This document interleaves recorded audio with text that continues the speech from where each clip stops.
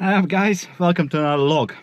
So today I'm doing something slightly different. I've done quite a few years of various salvage type of buying, selling, fixing, anything in between sort of thing.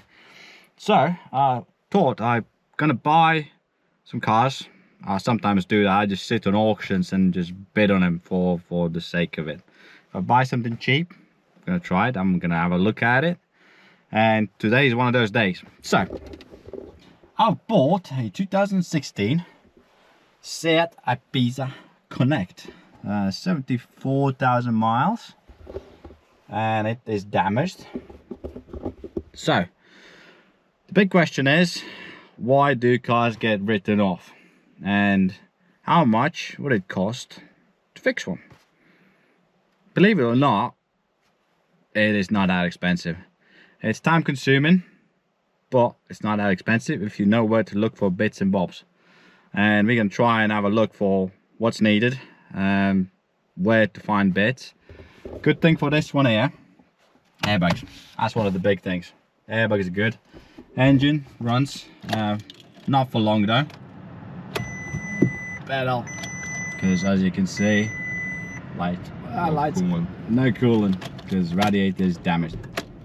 But yeah, it starts up, runs sweet as a nut. I won't be running it for long. So let's have a look what we bought. It's a 5-speed, one of the little trusty ones. Engine wise, it's a 1.2 litre petrol, and being Connect, it's got very good specification. It's got half leather interior, bits and bobs here, and biggest thing is obviously infotainment system. You know, good old Volkswagen Group stuff. And from outside, it's an estate, and it has suffered front end damage. Front end damage there. It's classed as cut end, so it's nothing too major. Walking around it, it looks fairly clean. As you can see, it's got a little Connect badge, which is speciality. It's got different alloys than the norm. Other than that, it's just your normal Ibiza really. You've got these snazzy roof rails, bit of bling going on. We've got darker grey mirrors, same there. And damage wise, it's fairly not too big of a hit. Let's get that out so you don't have to hold it. Right, release. And what we got here, radiator is damaged because it's literally taken a hit from here. Yeah, top of the crash bar, so just on top of it. Yeah, that's all right as well. One of the sensors has been knocked off. That would be your MAF sensor. Yeah. So I would need new one of those. Obviously headlight's gone. There's a few bits and bobs inside. And it's always good to keep things like that, because like this one here, that will probably cost you 30 quid to buy, maybe? There's a fog light in the boot as well. Yeah, there's fog light in the boot.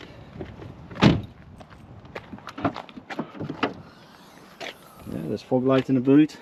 Bit of a trim. That's broken. Fog light has actually survived, which is really good. That's a bonus. That's always a bonus. I mean, paperwork wise, auction cars sometimes do come with stuff, sometimes they don't. This one, it's got books. It's got a accident type thing in there. What's happened? Bits and bobs, but no service history by the looks of it. Yeah, that's just to say there was an accident. What kind of accident and who's collected it and stuff like that in there. So now you got a little Connect on here as well, as you can see, which is pretty snazzy. Ibiza. And generally I do wonder sometimes with these cars being written off, because damage isn't that big in a way, but generally that's because of the costs involved around everything. So one of these cars will go to assessors and they'll go, you know, it's going to cost this and this to fix it. And basically, if it's 50-60% of car's value, which this one here with the mileage and everything would be worth around £6,000 on today's market. So I'm going to show you what we need to look for to try and fix this one, and how much it's going to cost, and how much of a value we save with buying like I do. Yeah, but the other thing is, with insurance companies, they count it as prices from if you're buying from dealers. Yeah. So yeah, dealer wise, it's going to be always expensive. I mean, I had a look at this one, and currently this specification and this model, being the Connect model, would set you back at least £5,700. So that's obviously counting histories and whatnot, would be slightly less because that's gone now. So what I'm going to do now, I'm going to go on internet, and my best bet is one of the auction sites, and have a look at bits and bobs, and I'm going to come back to you guys and you'll see how much it would cost us to actually put this back together or drive a car. Right, hang in. Alright, so we literally spent about 10 minutes researching what's what, and as far as I can see, front bumper generally either complete or missing the top grille, depends how lucky you are, and there's loads of them for sale in white, generally around 250 quid. Let's say that's your best case scenario, right? You buy one, that's your color, and you don't have to respray it. That's 250 quid. But we're gonna count everything as a worst case scenario. Let's say you bought one, 250 quid, plus 200 quid to spray it. But on the plus side, you got a grill with it. Because grill on its own would be around 90 quid. Let's count that in. Let's say grill would be 90, worst case scenario. Bonnet, around 150 pound, which is not too shabby. And let's say worst case scenario again, you bought one either brand new pattern part or, you know, different color, that'll be another 200 to spray. Let's say the wing, they can be had for literally peanuts. 50 plus, let's say 150 to spray. Radiator, that's an interesting one because you can find anything and everything. I'll show you an example, because I mean they go from anywhere from, what is it, 70, 50, 40 up to from Spain up to about, what's the highest one? Say all of it, all the things. 228. All the sandwich about 250, 300. Yeah.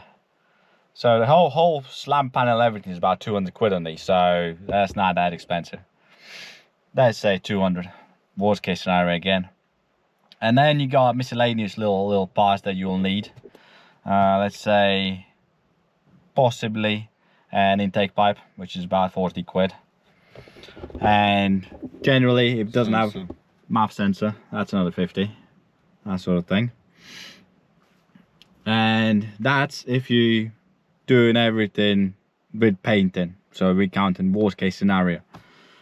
And even then, we come up at 1,380 quid. That's sort of worst case. But generally, if you savvy and you find parts around, we'll look for, if you don't mind spending some time searching. Save loads on respraying if you find. Yeah, just message load of people on, let's say, same eBay. Marketplace, eBay, Facebook Marketplace, that's a good place because you can message a load of people. People have broken ones and stuff like that. You go, oh, have you got bumper, have you got this, and then you can make actually deals to get bits out, bits and bobs. But even in this scenario, as you can see, £1,400 will get you this one essentially fixed, ready to go, and it'll need MOTing, but that's after fixing. So not actually going to count that.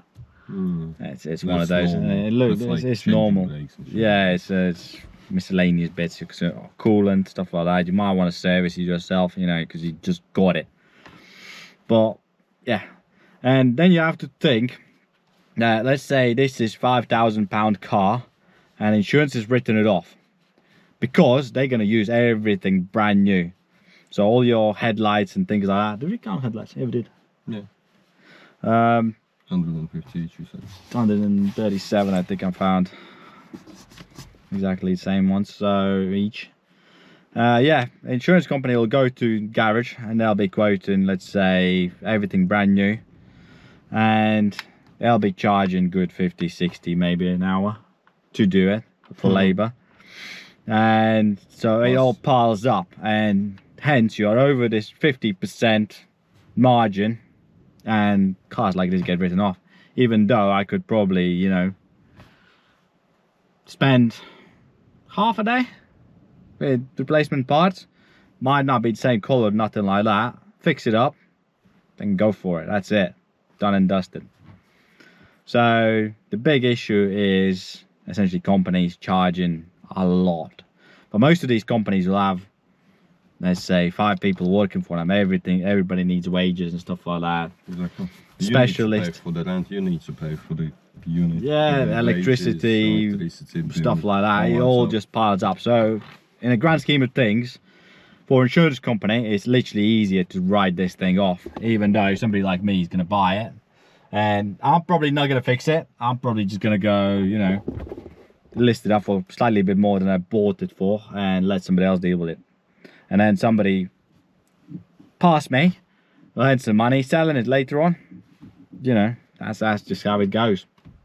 But yeah, so I'll give you guys insight of what's what, why the car's been written off. This one's category N as well, so it's fairly light damaged because it's hasn't gotten any of the structural parts damaged. So it's really minor sort of accident, and it's written off. So yeah, it's one of those things. So if you guys reckon I should do more of these videos, go in depth what's what, why it is written off, I think we're going to call it like that as well, why the car was written off, episode 1. Because I generally do buy these now and then just out of pure boredom more than anything, and out of this auction sort of I don't know, adrenaline rush. You go and bid on it, you know, against other people. It's like, yeah, I can go, I can buy it for cheap. I can get a bargain out of this, you know. I think most of car guys do that. Yeah. You just go on auctions. I did with my Beamer. It really went well. Well, yeah, because yeah, that was a flood car. Food damage. But it wasn't actually a flood car. But at the same time, it wasn't I didn't brought it to sell it. I brought it for myself. Yeah, but the thing with that car was, it was a flood car, but then it wasn't a flood car. So there was something a bit sketchy going on with that one. And then you'll see there's a lot of that going on sometimes, because you buy these cars and be like, oh, there's minimal damage on it. Why is it written off? And then other things sort of pop up and you'll be like, I see what's happened there. So there's a lot of that going on as well. And insurance companies just write them off, because it's the easy way, you know, as you do.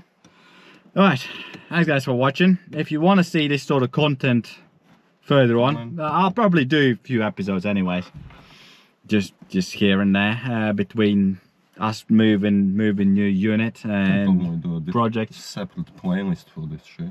Yeah, I'm gonna create a playlist and just go, you know, how did I say, why was this car written off? Why did they write this off? Why did they write this off? Something like that. I'll figure out how to call it. Yeah, guys, thanks for watching again. And next up is going to be back to the projects. We're going to unveil something interesting, probably this week as well. So stay tuned on that one. And yeah, like, comment, subscribe, all that good stuff. And see you guys on the next one. Ciao. One important thing I forgot to mention, that this car will actually cost you less than half what the retail value is repaired. Worst case scenario, repair it for less, you know, bargain, absolute bargain. So yeah guys, it's worth doing.